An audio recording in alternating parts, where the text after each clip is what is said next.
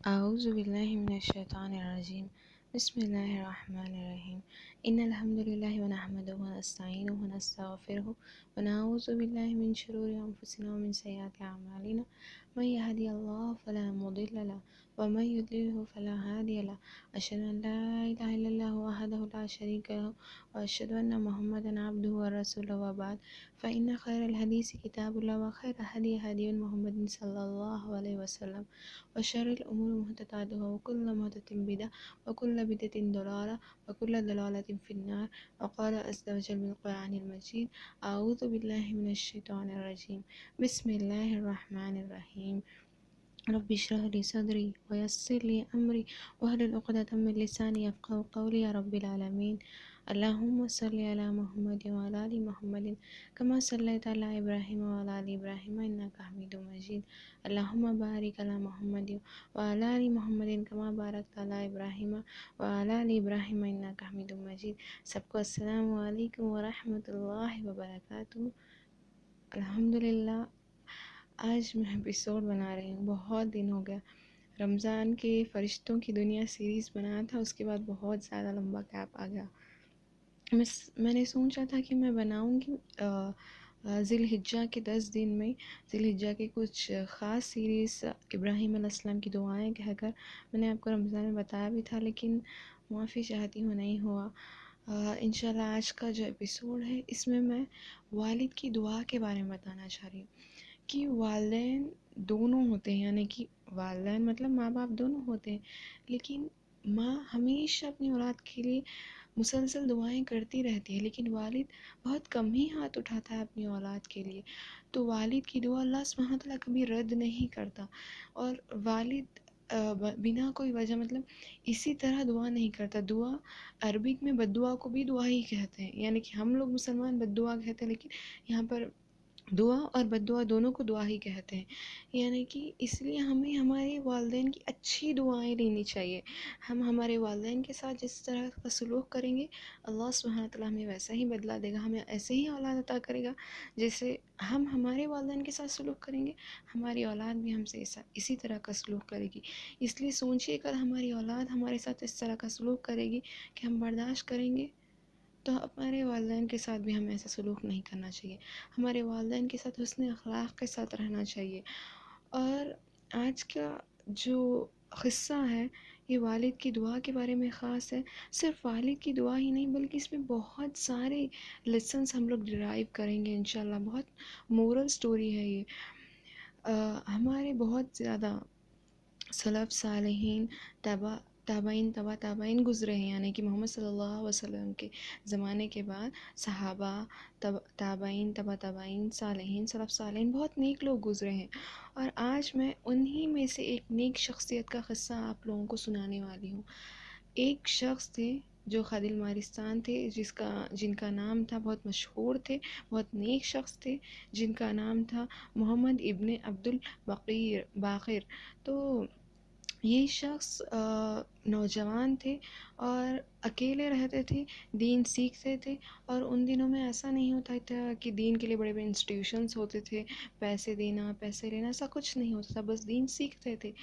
تو ایک دن ایسا ہوتا ہے کہ ان کے گھر کچھ کھانے نہیں ہوتا، تو وہ کیا کرتے ہیں کہ کھانے کی تلاش میں، رزق کی تلاش میں باہر نکلتے ہیں، یعنی کہ کچھ کمائیں گے تو کھائیں گے کہہ کر. تو جیسے باہر نکلتے ہیں دیکھتے ہیں، یا یہ مکے میں رہتے تھے، مکے میں.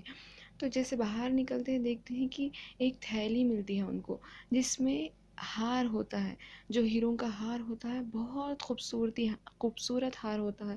اور وہ دیکھتے ہیں اور وہ لیتے ہیں اور جاتے ہیں اپنے گھر. اس نیت سے نہیں کہ وہ بیچ کر کھائیں گے، نہیں، بس اس نیت سے کسی کا گم گیا ہوگا تو وہ واپس لے جاتے ہیں اپنے گھر. پھر ایک بوڑھا شخص آتا ہے اور وہ اعلان کرتا ہے مکے میں کہ اگر کسی نے میری تھیلی دیکھی جو ہیروں کے ہار سے بھری ہے، وہ دیکھا تو مجھے دے دے. میں جو بھی اس تھیلی کو ڈھونڈ کر لائے گا، میں اسے 500 دینار عطا کروں گا، یعنی کہ 500 دینار اس کو تحفے میں دوں گا. دینار مطلب سونے کے سکے، ان زمانوں میں سونے کے سکے چلتے تھے، یعنی 500 سونے کے سکے میں اس کو تحفے میں دوں گا، ہوتا تھا نا ان زمانے میں ایسے ہی۔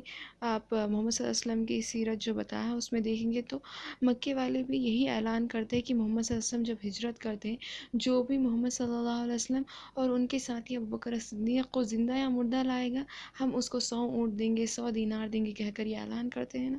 تو ان زمانوں میں اسی طرح کا اعلان کیا جاتا تھا، جو بھی یعنی کہ جو بھی گمی ہوئی چیز لا کر دے گا تو ہم اس کو یہ تحفہ دیں گے کہہ کر۔ تو یہ شخص جاتا ہے اس بھیڑ میں، یہ شخص جو ہوتے ہیں نیک محمد ابن عبد الباقر، یہ جاتے ہیں اور کہتے ہیں دیکھتے ہیں، اور جب وہ بوڑھا شخص آتا ہے تو وہ کہتے ہیں، جیسے کہ محمد صلی اللہ علیہ وسلم کی سنت ہے کہ کسی کو پوچھتے ہیں کچھ چیز نہیں دیتے، وہ پہلے پوچھتے ہیں کہ تم مجھے تمہاری تحریک کے بارے میں بتاؤ، بیگ کے بارے میں بتاؤ، تو وہ بتانے لگتے ہیں، تو ایگزیکٹلی وہی بیگ ہوتا ہے جو ان کو ملا ہے۔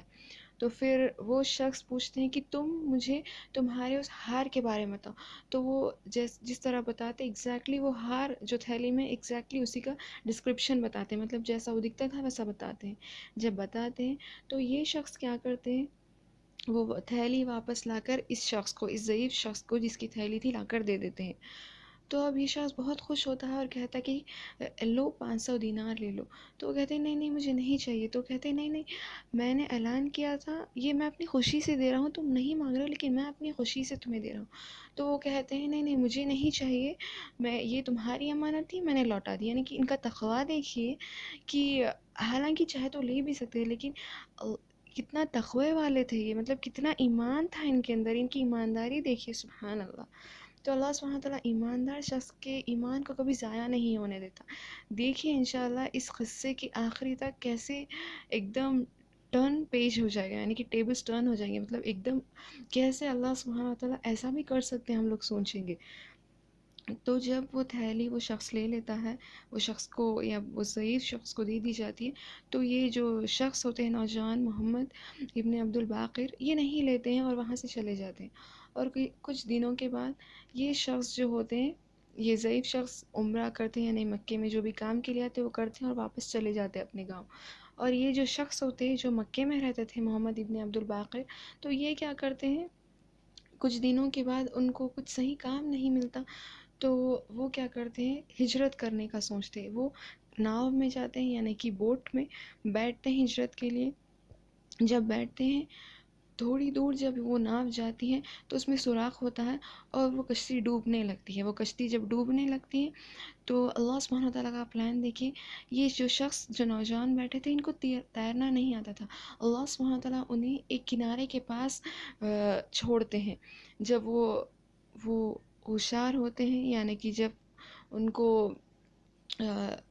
جو یہ شخص ہے نوجوان، جب ان کو ہوشیاری آتی ہے تو دیکھتے ہیں یہ کہاں پر میں آ گیا، اور وہاں پر کچھ ہی قریب میں ایک مسجد تھی، جاتے ہیں اس مسجد میں نماز پڑھتے ہیں، اور نماز پڑھتے ہیں تو سب لوگ دیکھتے ہیں انہیں امام کرتے ہیں، کیونکہ ان کی قرات بہت اچھی تھی، تو وہ سب لوگوں کو نماز پڑھاتے ہیں، تو وہاں کے گاؤں والے بہت زیادہ امپریس ہو جاتے ہیں، یعنی کہ بہت زیادہ تاثیر ہو جاتے ہیں، متاثر ہو جاتے ہیں ان سے، اور کہتے ہیں کہ تم ہمارے بچوں کو قرآن سکھاؤ، یعنی کہ تم ہمارے بچوں کو قرآن پڑھنا سکھاؤ۔ تو وہ شخص کہتا ہے ٹھیک ہے کہہ کر، اور وہ گاؤں والے اس کی اجرت دیتے ہیں، یعنی کچھ اجرت دیتے ہیں، اور اس طرح وہ شخص وہیں پر سیٹل ہونے لگتا ہے۔ اور ایک دن یہ شخص کیا کرتا ہے، کچھ پرانے مطلب مسجد میں رہتا تھا تو کچھ پرانے دیکھتا ہے، پڑھنے اور لکھنے لگتا ہے، تو وہ گاؤں والے دیکھتے ہیں اور متاثر ہو جاتے ہیں اور کہتے ہیں تمہیں پڑھنا لکھنا بھی آتا ہے، تو کہتے ہیں ہاں، تو ہمارے بچوں کو، ہمارے گاؤں کے بچوں کو پڑھنا لکھنا بھی سکھا دو، ہم تمہیں اس کی اور بھی زیادہ اجرت دیں گے کہہ کر وہ اجرت بھی بڑھاتے ہیں، اور وہ گاؤں والوں کو اس شخص کو چھوڑنا نہیں تھا، تو وہ کہتے ہیں تم اس گاؤں سے ہجرت نہیں کرو گے، اب تم اس گاؤں کو چھوڑ کر نہیں جاؤ گے، تم اس گاؤں میں ہی رہو گے، ہمارے بچوں کو پڑھاؤ گے لکھاؤ گے، اور تم اس گاؤں میں رہنے کے لیے تمہیں نکاح کی ضرورت ہے، یعنی کہ تم تو نکاح کی عمر کو پہنچ گئے تو تم نکاح کر لو، ہم ہمارے گاؤں کی سب سے بہترین لڑکی سے، جو بہترین خاندان سے، جو تقوی والے خاندان سے، اس لڑکی سے ہم تمہارا نکاح کریں گے۔ تو وہ شخص تو منع کرتا ہے نہیں میں نہیں رہ پاؤں گا، پھر وہ لوگ منا لیتے ہیں اور اس لڑکی کا پیغام لاتے ہیں تو وہ شخص قبول کرتا ہے، اور ان دنوں ایسا ہوتا تھا کہ نکاح کے بعد ہی دیکھتے ہیں ایک دوسرے کو۔ تو نکاح ہو جاتا ہے، اور جب وہ جو نوجوان شخص تھے جب اس لڑکی کو دیکھتے ہیں تو وہ لڑکی کے چہرے سے لڑکی سے نظر نہیں ہٹاتے. جب وہ لڑکی گلے میں ایک ہار تھا، ہیروں کا ہار تھا، اسی پر نظر رہتی ہے. تو وہ لڑکی سوچتی ہے یہ کیسا میٹیریلسٹک آدمی ہے، یعنی کہ یہ کیسا آدمی ہے جس کو تقوی والا نہیں بلکہ اس کو دنیا کی چیزیں چاہیے، یعنی کہ یہ میرے ہار پہ دیکھے جا رہا ہے بلکہ اس سے میرا نکاح ہوا ہے اور پہلے دن یہ میرے ہار پر اس کی نظر ہے کہہ کر وہ جا کر گاؤں والوں سے شکایت کرتی، تم نے میرا نکاح کیسے شخص سے کر دیا جو دیندار تقوی والا ہے، ایسا کہہ کر اس شخص سے کر دیا جو ایک دم دنیا والا ہے. تو وہ گاؤں والے شکایت لے کر آتے ہیں، ہاں تم نے تو ہماری لڑکی کو ناراض کر دیا کہہ کر وہ شکایت لے کر آتے ہیں. اس سے یہ بھی پتہ چلتا ہے ہمیں لوگوں کو جلدی جج نہیں کرنا چاہیے. تو وہ جب نوجوان کے پاس جاتے تو وہ نوجوان کہتے ہیں نہیں نہیں آپ لوگ مجھے غلط سمجھ رہے ہیں، میں نے اس لڑکی کے ہار کو اس لیے دیکھا کیونکہ مجھے اسی ہار کی یاد دلایا ہے جو میں نے ایک بار مکے میں ایک ضعیف شخص کا ہار گم گیا تھا اور میں نے اس کو واپس کر دیا، بالکل اسی طرح ہے وہ ہار. تو تمام گاؤں والے اللہ اکبر بول کے کہہ کر پکار اٹھتے ہیں اور کہتے ہیں کہ وہ ہار جو تم دیکھ رہے ہو نا وہ اسی ضعیف شخص کا ہار ہے، یعنی کہ جو ہار تم دیکھ رہے ہو جو تم ضعیف شخص کو دیے ہو مکے میں، وہ ضعیف شخص کی بیٹی ہے یہ. اور جب سے مکے سے وہ ضعیف شخص آیا ہے تب سے وہ تمہاری بہت تعریف کرتا تھا. وہ کہتا ہے مجھے مکے میں ایک ایسا شخص نوجوان ملا ہے جو بہت ایماندار اور تقوی والا ہے، جس کو میں نے پیسے دینا چاہا لیکن اس نے اس کی اجرت نہیں لی، اور وہ بہت تقوی والا تھا. اور وہ بھری مجلس میں دعا کرتے تھے کہ اے اللہ تو اس لڑکے کو میرے پاس پہنچا دے تاکہ میں اپنی بیٹی کا نکاح اس سے کر لوں کہہ کر وہ شخص ہمیشہ دعا کرتا تھا. اللہ سبحانہ تعالیٰ نے اس شخص کی دعا قبول کی اور کچھ دنوں پہلے اس شخص کا انتقال ہو گیا جس کی وجہ سے یہ بچی یتیم ہو گئی اور ہم نے اس کا نکاح تم سے کر دیا. یعنی کہ سبحان اللہ، دیکھیں نا اللہ سبحانہ تعالیٰ کبھی بھی دعاؤں کو رد نہیں کرتے. ایک بات یاد رکھیے، دعائیں 3 طرح سے قبول ہوتی ہیں. ایک، اللہ سبحانہ تعالیٰ کو جو ہم مانگتے ہیں وہ اللہ سبحانہ تعالیٰ ہمیں فوری عطا کرتے ہیں، اور دوسرا کہ وہ چیز ہمارے لیے بہتر نہیں تو اس کے لیے آلٹرنیٹ ادا کرتے ہیں. آلٹرنیٹ یعنی کہ یہ نہیں تو کوئی دوسرا. اور کچھ دعائیں ہماری اگر اچھی نہیں ہوتی تو اللہ سبحانہ تعالیٰ اس سے اٹھا لیتے ہیں، یعنی کہ وہ دعا قبول نہیں ہوتی، اس کے بدلے ہمیں نیکی دی جاتی ہے قیامت کے دن. اور قیامت کے دن اتنے نیکیاں ہوں گے، جو بھی ہماری دعائیں قبول نہیں ہوئیں اللہ سبحانہ تعالیٰ جب ہمیں یہ نیکیاں بتائے گا تو ہم کہیں گے اللہ ہم نے تو یہ نیکیاں نہیں کی. تو اللہ سبحانہ تعالیٰ کہے گا یہ وہ نیکیاں ہیں جو تم نے دعا مانگی اور ہم نے قبول نہیں کی، اس کی نیکیاں ہیں. یعنی کہ اللہ سبحانہ تعالیٰ کو بہت حیا آتی ہے جب بھی ہم اس کو دعا کرتے ہیں اور وہ قبول نہیں کرتا. سبحان اللہ، کیونکہ ہم کس سے مانگ رہے ہیں؟ ہم ایک فقیر ہیں، ہماری حیثیت کیا ہے اللہ سبحانہ تعالیٰ کے سامنے؟ اور اللہ سبحانہ تعالیٰ مالک الملک ہے، بادشاہ ہے، اور اس کو حیا آتی ہے جب ہم اس کے در پہ ہاتھ پھیلاتے ہیں اور وہ ہمیں خالی ہاتھ لوٹانے میں اس کو حیا آتی ہے. تو اس طرح اس لڑکی کا والد جو ہوتا ہے وہ ہی ضعیف شخص ہوتا ہے جس کا ہار گھومتا ہے. تو یہ نوجوان کی تقویٰ دیکھیے، اللہ سبحانہ تعالیٰ سے نے اتنا تقویٰ، اتنا ڈرنے والا تھا، اسی لیے اس نے وہ پیسے نہیں لیے. تو اللہ سبحانہ تعالیٰ نے دیکھیے کیا کیا اس ہار کو ہی اس کے خاندان میں لوٹا دیا. سبحان اللہ، دیکھیے وہ ہار اس نے لوٹایا اور اللہ سبحانہ تعالیٰ اس ہار کو اس نوجوان کے خاندان میں لا کے رکھ دیا. سبحان اللہ، جب بھی ہم اللہ سبحانہ تعالیٰ سے ڈرتے ہیں، تقویٰ اختیار کرتے ہیں، اللہ سبحانہ تعالیٰ ہمیں وہاں سے رزق عطا کرتا ہے جہاں سے ہم گمان بھی نہیں کر سکتے. اسی لیے ہمیشہ کوشش کریے اللہ سبحانہ تعالیٰ کے راستے میں.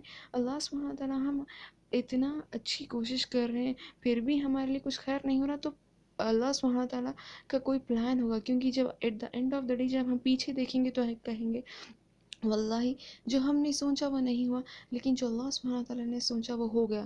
یعنی کہ ہمارا پلان اللہ سبحانہ تعالیٰ کے پلان سے بہتر نہیں ہو سکتا. ہمیشہ یاد رکھیے اور دعاؤں میں یاد رکھیے گا، والدین کے ساتھ حسن اخلاق کریے گا، کیونکہ جیسے ہم ہمارے والدین کے ساتھ رہیں گے ہماری اولاد بھی ہمارے ساتھ اسی طرح کا سلوک کرے گی. اللہ سبحانہ تعالیٰ ہمیں اچھی اولادیں عطا کرے، ہمارے والدین کو اچھی صحتیں عطا کرے.